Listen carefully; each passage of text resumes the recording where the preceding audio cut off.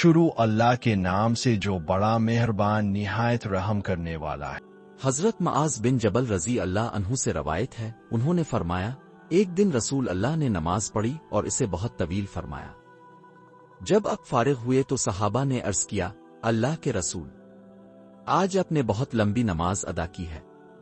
آپ نے فرمایا، میں نے طلب اور خوف والی نماز ادا کی ہے۔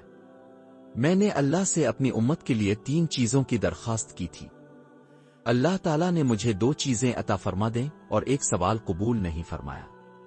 میں نے یہ درخواست کی تھی کہ ان پر ان کے سوا دوسرے غیر مسلم دشمن مسلط نہ ہوں۔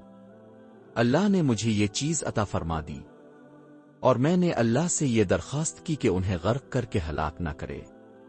اللہ نے مجھے یہ چیز بھی عطا فرما دی، اور میں نے اس سے یہ سوال کیا کہ ان کی جنگ آپس میں ایک دوسرے سے نہ ہو۔